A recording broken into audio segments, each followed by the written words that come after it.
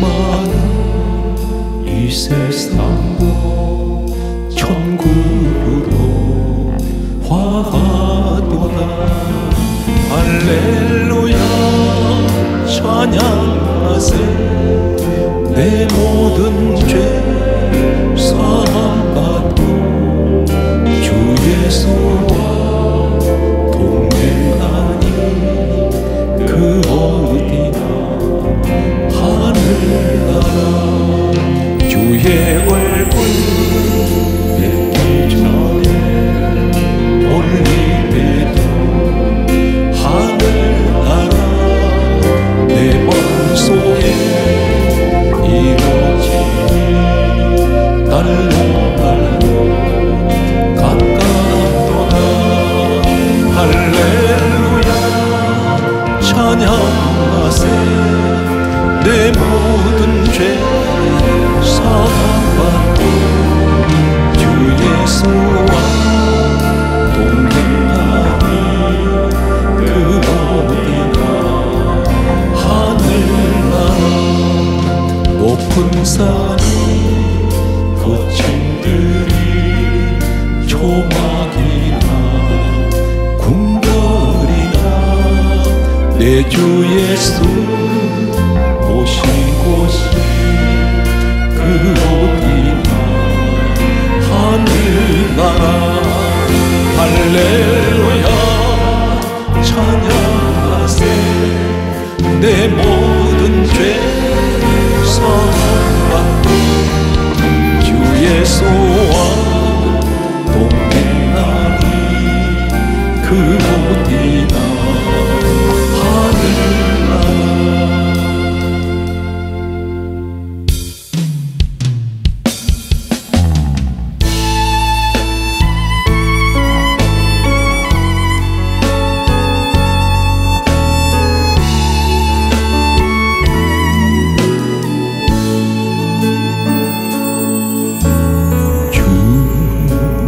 다시 오실 때까지 나는 이 길을 가리라.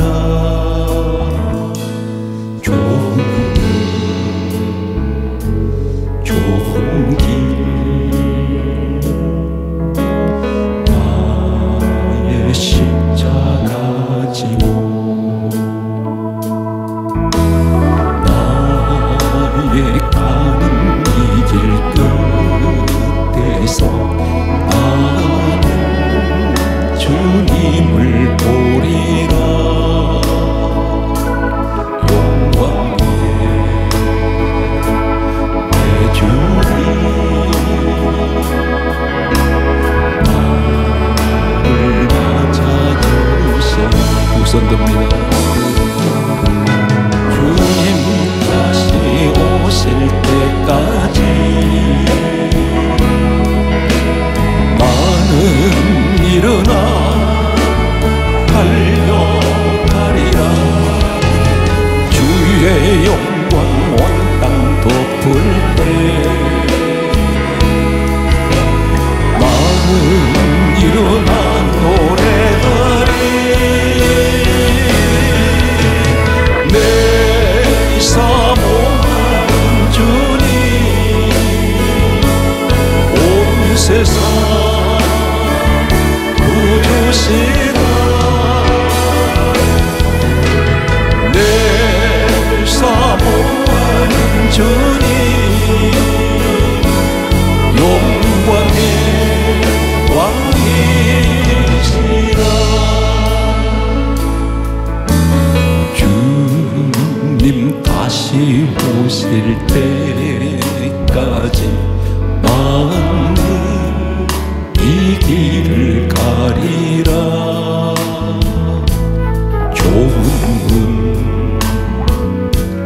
좁은 길 나의 십자가 지고 나의 가는 이 길 끝에서 나는 주님을 보리라.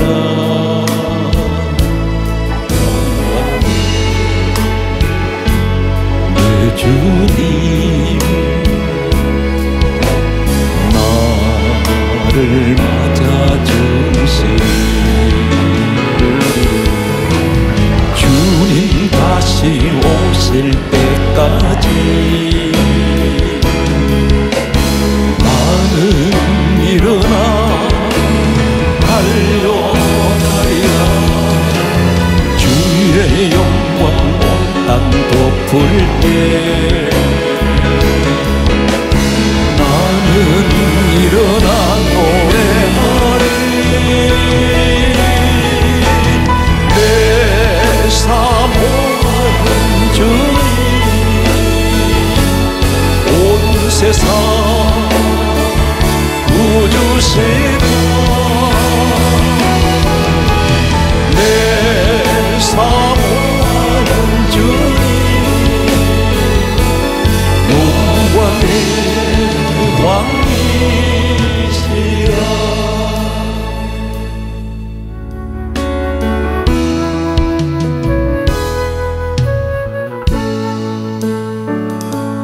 나는 빚진 자, 나는 빚진 자, 예수님께 빚진 자. 나의 죄짐을 대신 지시고 십자가에 달리셨네. 오 하나님 아버지, 이 죄인을 받으소서.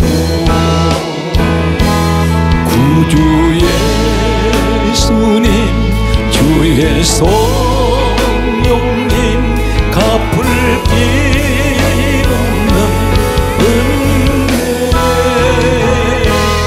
이 생명 바쳐 이 몸을 바쳐 죽도록 충성하리라.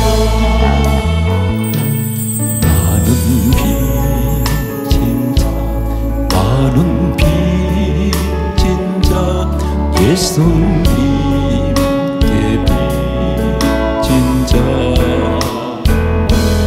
나의 죄악을 사시려고 오혈을 주셨네. 오 하나님 아버지, 감사 찬양 받으소서. 구주 예수님, 주의 성령님, 내게 능력 주소서. 이 생명 바쳐 이 몸을 바쳐 죽도록 충성하리라.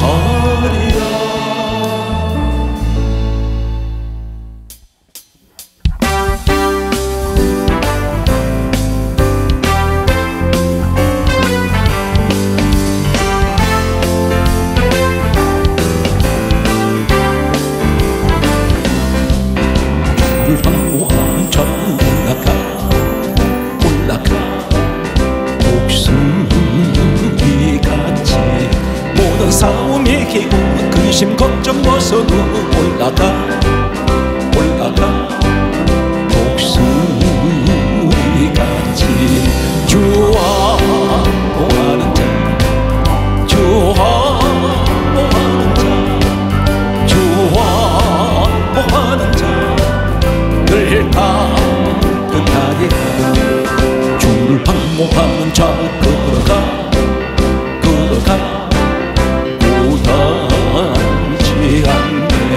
길을 잃은 양떼를 두루 찾아다니며 걸어가 보다지 않네. 주항복하는 자, 주항복하는 자, 주항복하는 자, 늘 가득하리. 주를 항복하는 자 달려가 비고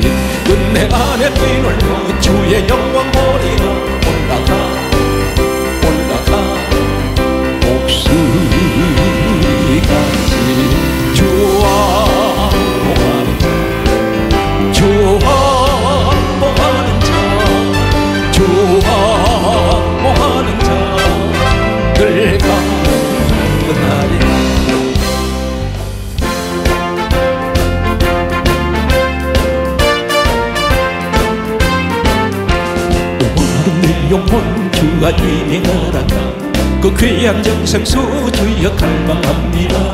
그 약속 따라서 힘써 간구하오니 오 주여 내게 오셔서 들어주소서. 예수의 사랑 예수의 사랑 바다 물결같이 내게 임하니 영원의 물결에 온종일 쌓여서 내 영혼의 기쁨 하려도다. 내게 약속한 큰 빛 내려주시려 은혜의 저구름 건너편에 떠올라 그 귀한 징조가 내게 밝게 보이니 나 힘을 다하여 주께 간구합니다. 예수의 사랑 예수의 사랑 바다 물결같이 내게 임하니 영원의 물결에 온종일 쌓여서 내 영혼의 기쁨 알려도다. 내여 소낙비 구원의 큰 강물 물로 차고 넘쳐서 내 주한 모든 죄 모두 씻어버리니 나 지금 은혜를 충만하게 받았네. 예수의 사랑 예수의 사랑 바다 물결같이 내게 임하니 영원의 물결에 온종일 쌓여서 내 영혼의 기쁨 하려도다. 그 차고 넘치는 주의 은혜의 물들 힘차게 내려와 내게 만족하오니 오 할렐루야로 주를 찬송하오니 내 마음의 기쁨이 할렐루야. 예수의 사랑 예수의 사랑 바다 물결같이 내게 임하니 영원의 물결에 온종일 쌓여서 내 영혼의 기쁨 할렐루야. 이 세상에는 모든 사람들이 자신이 늘 선망하는 롤 모델이 있습니다. 멘토가 있습니다. 저 사람과 같이 되고 싶다는, 그리고 그 사람을 닮고 싶은 그러한 사람들이 있습니다. 이 세상에는 어린아이부터 그리고 노인에 이르기까지 한결같은 어떤 분야에서 무엇을 하든지 인류가 시작된 이후로 지금까지 그리고 앞으로도 계속 모든 인류의 롤 모델 되신 분이 한 분이 있습니다. 우리의 롤 모델이며 멘토라고 할 수 있습니다. 특히나 목회자들에게는 반드시 이분은 우리에게 모든 목회자의 롤 모델이 되어야 합니다. 그분은 바로 예수 그리스도이십니다. 예수님께서 이 땅에 오신 이후에 약 2000년 세월이 흐른 동안 인류 역사에서 가장 목회자 중에 목회자라고 할 수 있는 대표적인 목회자가 있다면 사도 바울입니다. 이 사도 바울은 가장 훌륭한 목회를 했던 분으로 알려져 있습니다.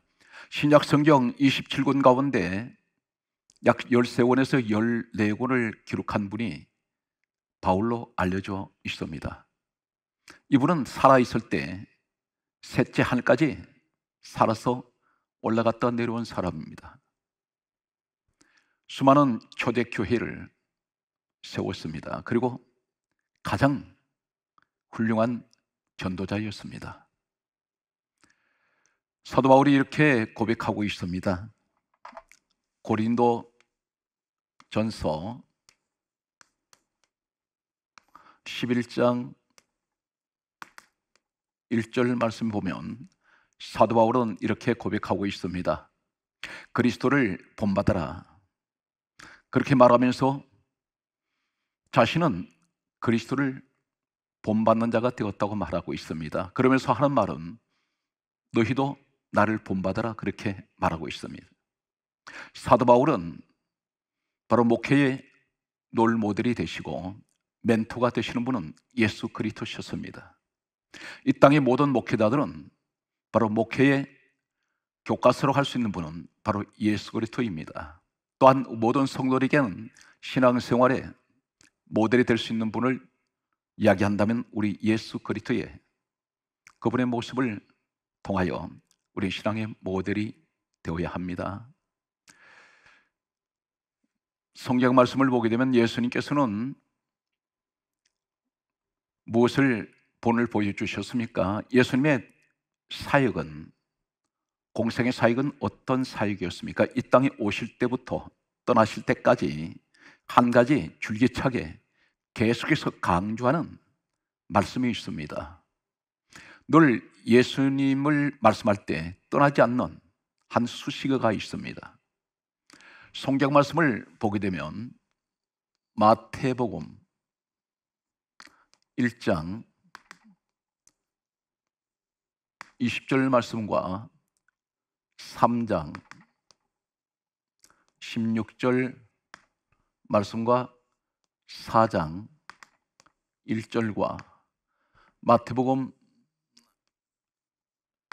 12장 28절 말씀을 보면 마태복음 1장 20절에는 성령님께서는 이 땅에 예수님께서 태어나실 때 성령으로 잉태가 되셨다고 말씀합니다. 다시 말씀드려서 예수님은 성령으로 이 땅에 오셨습니다. 마태복음 3장 16절은 예수님은 성령 세례를 받으셨습니다. 마태복음 4장 1절 이하의 말씀을 보게 되면 예수님께서는 성령의 이끌리심을 받아 마귀의 시험을 이기셨습니다. 예수님 사역은 전부가 성령 사역이었습니다. 마태복음 12장 28절 말씀에는 예수님은 성령으로 귀신을 쫓아내셨습니다. 계속되는 예수님의 사역을 보게 되면 누가복음 4장 14절의 이하의 말씀을 보게 되면 예수님은 성령의 능력으로 말씀을 가르쳤습니다. 역시 누가복음 10장 21절 말씀과 로마서 1장 4절 말씀을 보면 누가복음 10장 21절에는 예수님께서는 성령으로 귀신을 쫓아내셨습니다. 로마서 1장 4절에는 또 이렇게 말씀하고 있습니다. 성결의 영으로는 죽은 자 가운데에서 다시 살아나신 것은 성결의 영, 성령으로 부활하셨습니다. 예수님께서 이 땅을 33세를 일기로 떠나실 때에 마지막 남기신 말씀은 사도행전 1장 8절 말씀 보게 되면 오직 성령이 너희에게 임하시면 너희가 권능을 받고 예루살렘과 온 유대와 사마리아 땅 끝까지 이르러 내 정인 되라고 말씀하셨습니다.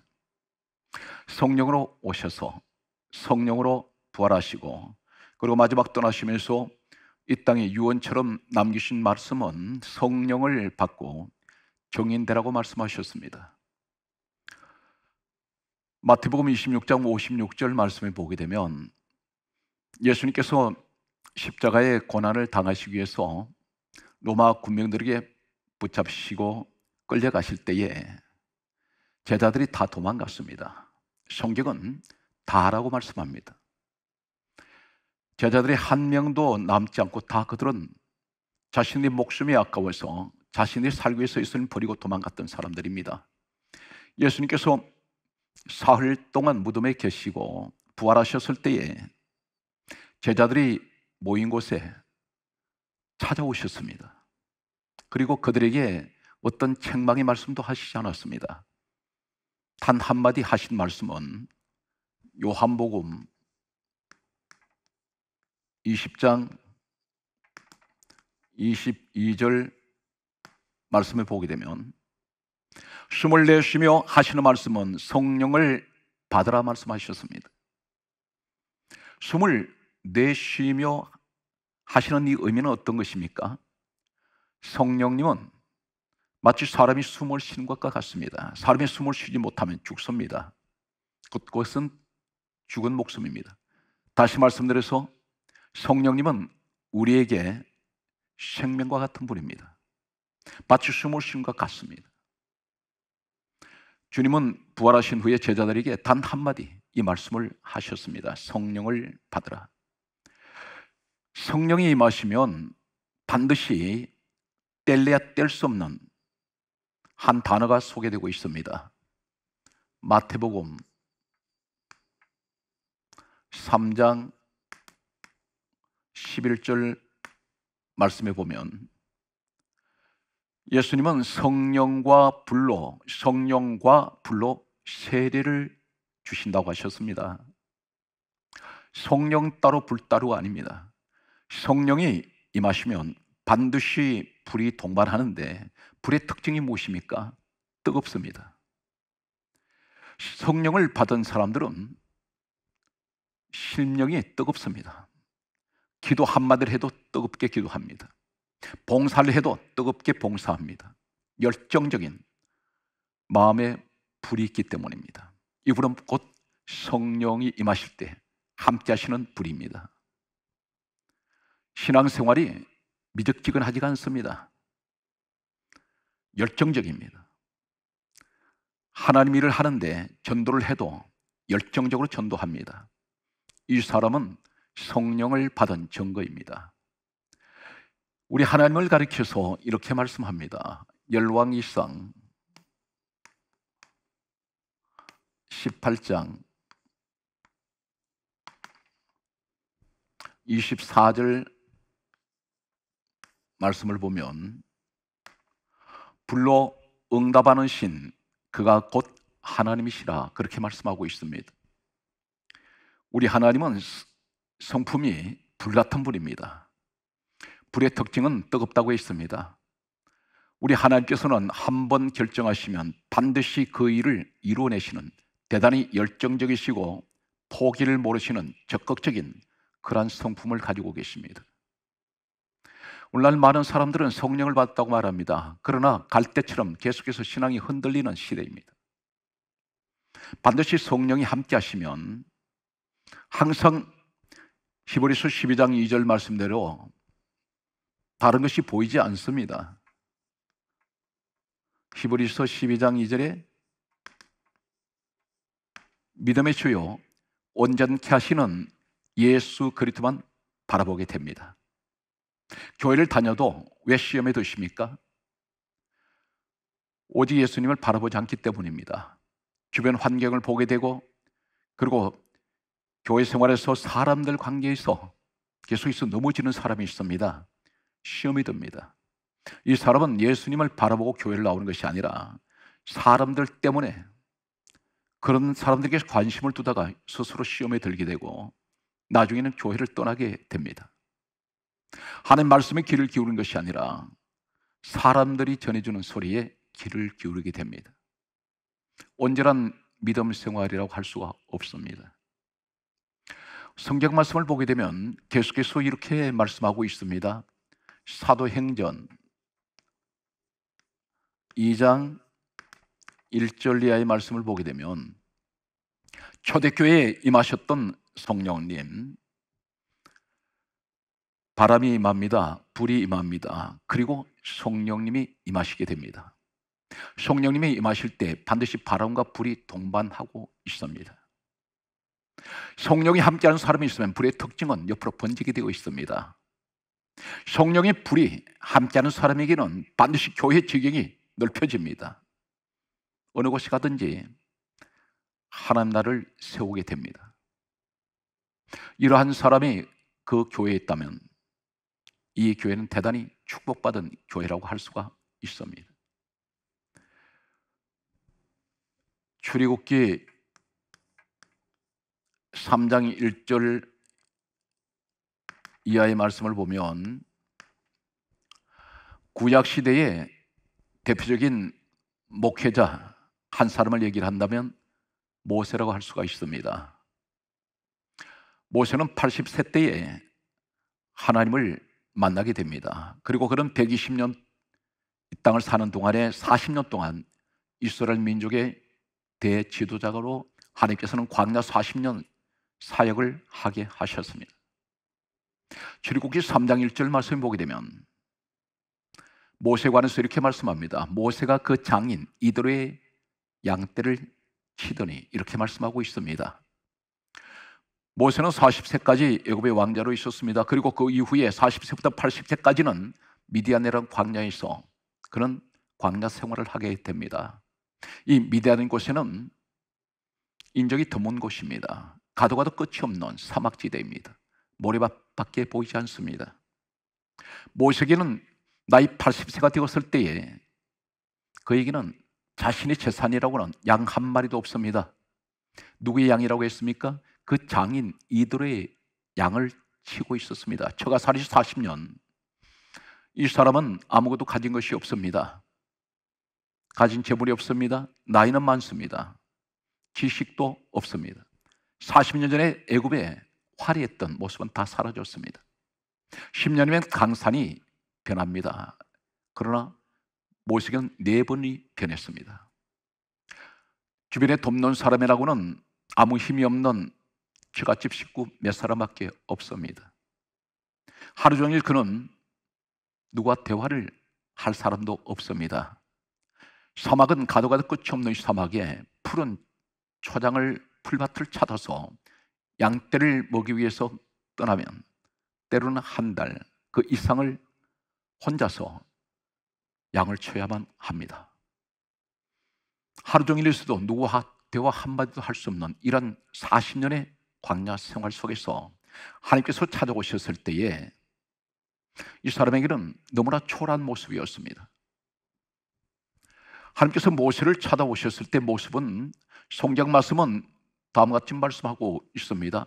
이 사람에게 떨기나무 가운데 불로 하나님께서 찾아오셔서 모세 이름을 부르셨습니다. 2번을 부르셨습니다. 모세야, 모세야 부르셨습니다. 왜 하나님께서는 떨기나무 가운데 찾아오셨을까요? 모세가 처음 만난 하나님은 불이었습니다. 떨기나무를 가리켜서 사도행전 7장 30절 말씀에 보게 되면 가시나무 뜰기라고 그렇게 말씀합니다. 참고로 말씀드리면 이 미디안 광야에서 자라는 이 가시나무 뜰기는 잡초과에 속합니다. 나무과에 속하긴 하는데 나무라고 하기에는 너무 연약합니다. 제목감이 되지 못합니다. 뗄감도 되지 못합니다.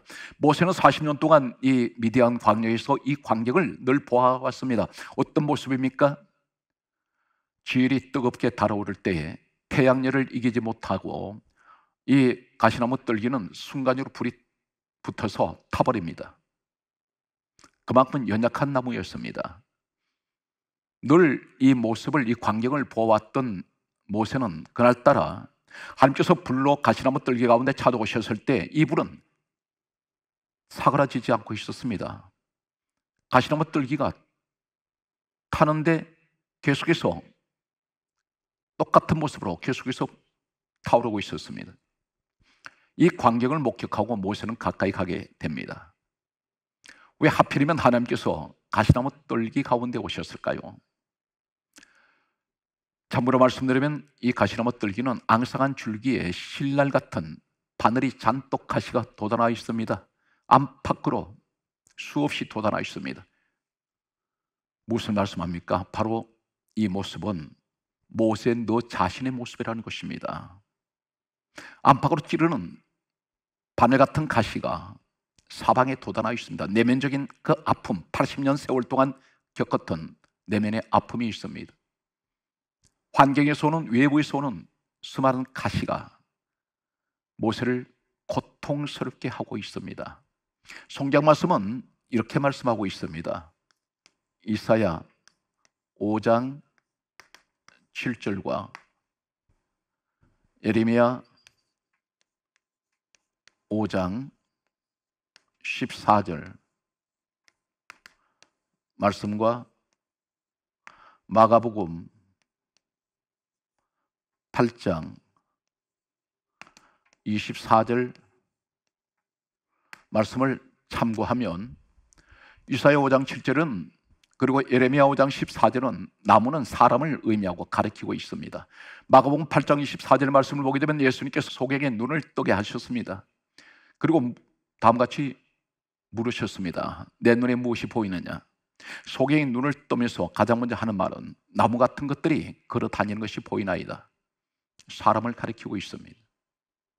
나무는 모세에게 찾아오신 하나님께서는 가시나무 뜰기 가운데 불꽃으로 오신 하나님은 이 나무는 상징적으로 모세의 그 당시 모습을 말씀하고 있습니다. 너는 찌르는 가시가 많고 내면적으로 수많은 가시가 너를 찌르고 있고 환경에서는 수많은 가시가 찌르고 너는 제목감도 되지 못하고 뗄감이 될 수 없는, 너는 아무 쓸모없는 그러한 사람이지만 나는 너를 사랑하고 나는 너를 택했고 내가 너를 지명하여 불렀다는 것입니다. 하나님께서는 이 사람을 지도자로 세우시게 됩니다. 모세는 가장 먼저 하나님 만날 때 불로 찾아오신 하나님을 용접하게 됩니다. 그런 40년 동안 뜨거운 열정을 가지고 주신 사명을 감당하게 됩니다. 열왕기상 18장 38절 말씀과 역대상 21장 26절 말씀과 역대하 7장 1절 말씀과 사도행전 2장 1절 말씀을 다시 강조합니다. 열왕기상 18장 38절 말씀을 보게 되면 엘리야가 갈멜산에서 하나님께서 엘리야에게 불을 내려주셨습니다. 역대상 21장 26절은 다윗에게 불 내려주셨습니다. 역대하 7장 1절 말씀을 보게 되면 솔로몬에게 불 내려주셨습니다. 사도행전 2장 1절 이하의 말씀을 보게 되면 이스라엘 초대교회 주의 종들과 성도에게 120명에게 하나님께서는 불을 내려주셨습니다. 각 시대에 하나님께서 서시는 사람들은 그들에겐 불이 있었습니다. 하나님께서 주시는 불이 있었습니다. 그들은 가장 하나님께서 위대하게 서신 시대적인 영웅들이며 인물들이었습니다. 오늘 이 시대도 마찬가지로 하나님께서 찾으시는 이 시대의 영웅들이 있습니다. 하나님께서 서시는 불을 가진 사람이 있습니다. 하나님께서 불을 주신 사람이 있습니다. 성령이 함께하는 사람이 있습니다. 그런데 오늘날 성경 말씀을 보게 되면 레위기서 6장 9절 말씀과 고린도전서 3장 16절 말씀을 보게 되면 레위기 6장 9절은 이렇게 말씀하고 있습니다. 제단의 불은 항상 피워 꺼지지 않게 할 것이요, 그렇게 말씀하셨습니다.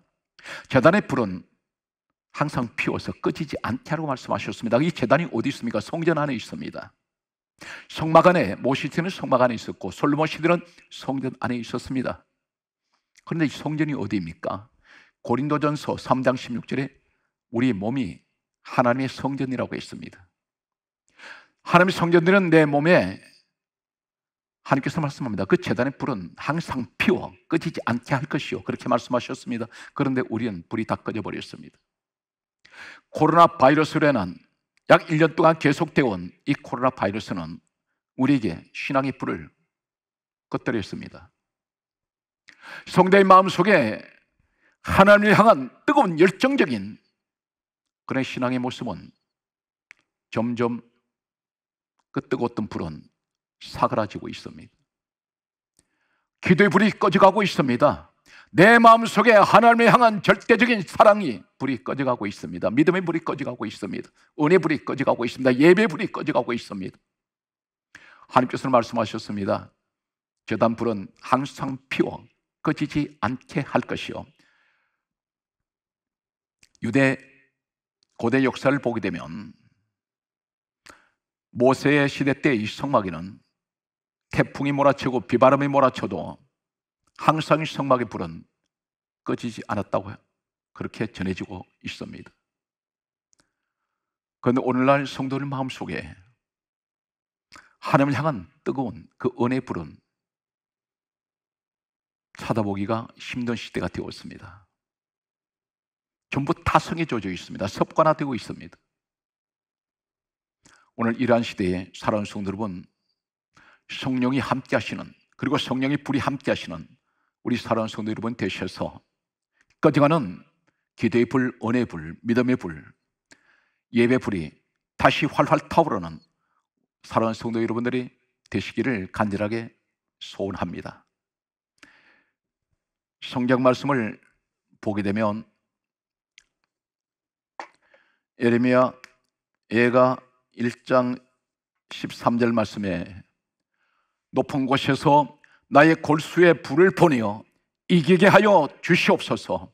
오늘 우리에게 저 높은 곳에서 보내시는 하나님의 거룩하신 불이 우리에게 임하셔서 내 골수에 불이 임하게 하여 주셔서 하나님 이 땅에 환난 많은 이 시대에, 이 재앙의 시대에 모든 것을 이길 수 있는 믿음의 승리자가 되게 하여 주옵소서.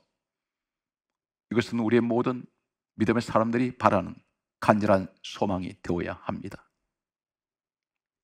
예레미야 5장 14절에 하나님께서 하시는 말씀은 내 말이 불같지 아니하냐 그렇게 말씀하셨습니다. 말씀이 불이라고 했습니다. 어떻게 하면 하나님 꺼져버린 내 심령 속에 다시 하나님 보내시는 이 불이 내게 임할 수가 있겠습니까? 오늘 이러한 소망을 가지고 이러한 마음을 가지고 간절한 하나님의 은혜를 사모하는 분들에게 하나님께서는 무엇이라고 말씀하십니까? 누가복음 24장 32절 말씀에는 다음과 같은 말씀을 하고 있습니다. 예수님께서 십자가에서 고난당하시고 사흘 동안 무덤에 계실 때에 제자들은 다 실망했습니다. 예수님께서 부활하시라고 는 상상하지 못했습니다. 엠마오의 두 제자가 있습니다. 누가복음 24장 32절 이하의 말씀을 보게 되면 엠마오의 두 제자가 슬픈 얼굴을 하고 엠마오의 길을 내려가고 있습니다. 예루살렘은 엠마오보다도 높은 위치에 있었습니다. 예루살렘은 하나님의 성전을 말씀합니다. 엠마오의 길로 두 제자가 내려가고 있을 때에 예수님께서 이 두 제자와 동행을 하셨습니다. 그런데 성경은 강조합니다. 두 제자의 눈이 가리워져서 예수님을 알아보지 못했습니다. 예수님께서는 내가 부활했다고 말씀하시지 않습니다. 다만 두 제자가 이렇게 말합니다. 우리를 길에서 성경을 풀어주실 때, 말씀을 풀어주실 때 우리 마음이 뜨겁지 아니하더냐 이렇게 말하고 있습니다. 여기서 제자들이 하는 말 가운데 우리에게 성경을 풀어주실 때는 헬라어는 디아노이고입니다. 열리다. 말씀이 풀어질 때 열립니다. 무엇이 열립니까? 내 마음이 열립니다. 내 귀가 듣는 귀가 열립니다. 보는 눈이 열려집니다. 생각하는 것이 열립니다. 뜨겁지 아니하더냐. 이 말씀은 헬라어 카이오입니다. 불이 붙다. 하나님 말씀이 풀어주실 때에 내 마음이 열리면서 하나님 불이 들어오기 시작합니다. 다시 열정적인 신앙으로 바꿔지기 시작합니다. 이 두 제자는 그들의 눈이 열렸습니다. 그리고 예수님을 알아보았습니다. 그리고 엠마오의 길로 내려가던 신앙이 예루살렘으로 다시 올라갑니다. 우리 신앙이 내려가는 신앙을 언제 예루살렘으로 다시 끌어올릴 수가 있겠습니까? 하나님 말씀을 들으실 때 반드시 우리 신앙은 다시 회복될 수가 있습니다. 말씀을 들을 때 불이 들어옵니다. 이 사실에 관해서 성경 말씀은 이렇게 기록하고 있습니다. 사도행전 10장 44절 말씀 보게 되면 성령께서는 말씀 듣는 사람에게 내려오십니다. 오늘 성령이 함께 하시면 내 마음이 뜨거워집니다. 열정이 생깁니다. 오늘 성경 말씀은 우리에게 계속해서 다음과 같은 말씀을 합니다. 성령이 내게 마시면 어떤 일이 생길까요? 로마서 15장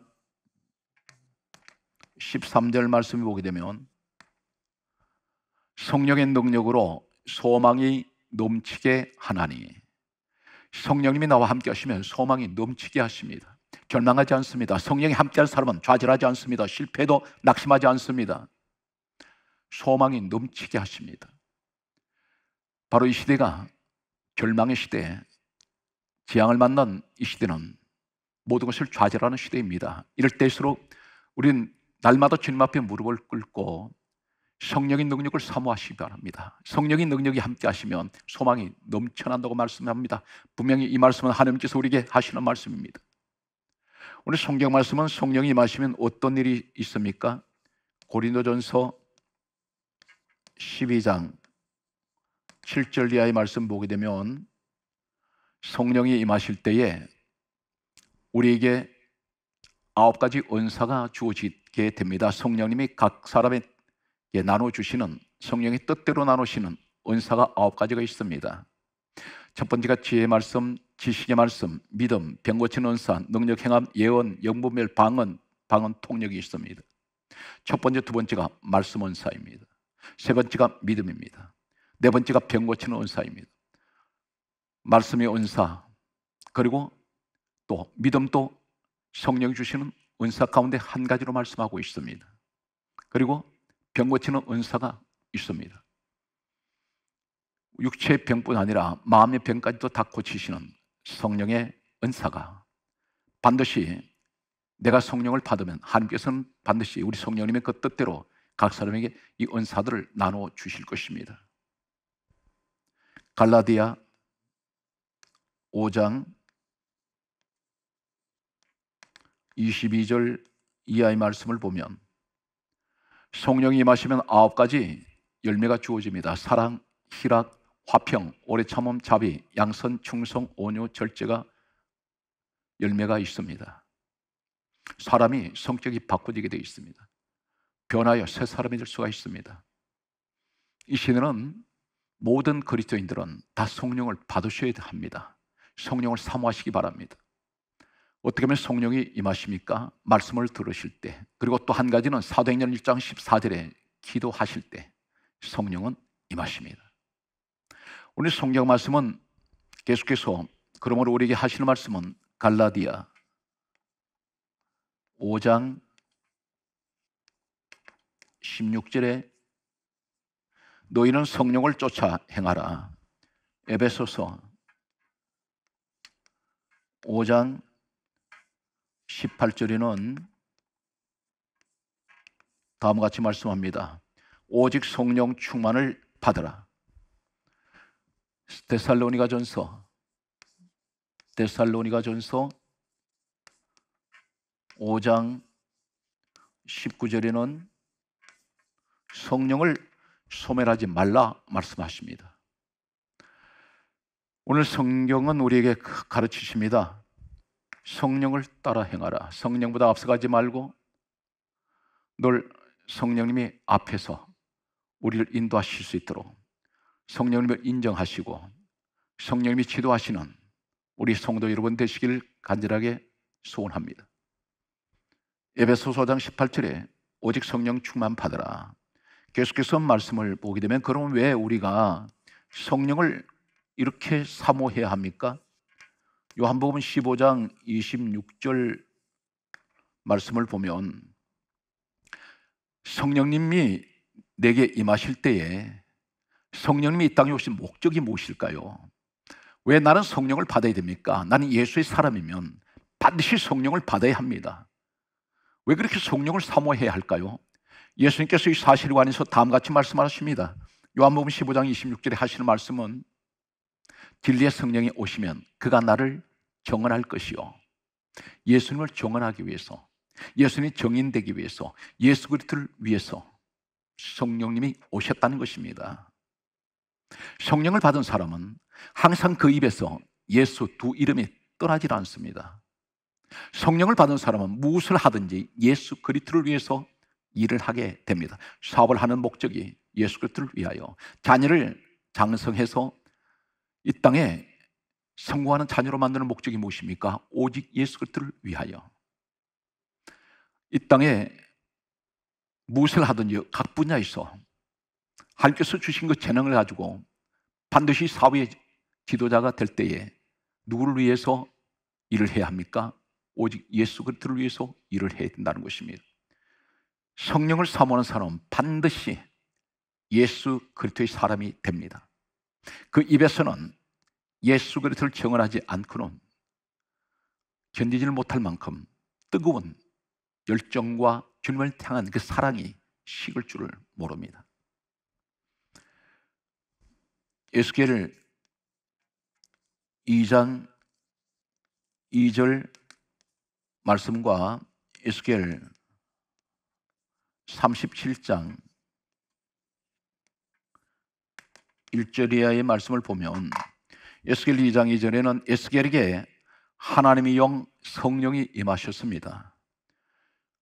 하나님께서는 이 에스겔을 에스겔 37장 1절 이하에 보게 되면 골짜기에 데려가셨습니다. 그곳에는 수많은 마른 뼈들이 태산을 이루고 있었습니다. 이 마른 뼈들은 이스라엘 민족이라고 말씀하고 있습니다. 이 시대에 모든 사회 어느 곳을 보아도 마른 뼈 시대입니다. 사랑이 말랐습니다. 은혜도 말랐습니다. 감사도 말랐습니다. 모든 것이 마른 것밖에 없습니다. 정서도 말랐습니다. 사람 마음속에 정도 말라가고 있는 시대입니다. 예수님께서 마지막 때의 징조 가운데 하나가 사람들 마음에서 사랑이 식어지리라 하셨습니다. 전부 다 말라가고 있습니다. 이런 때에 마른 뼈에게 하나님께서 뭐라고 말씀합니까? 예수님이 하실 말씀은 너는 이 마른 뼈를 향하여 하나님 말씀을 대언하라 했습니다.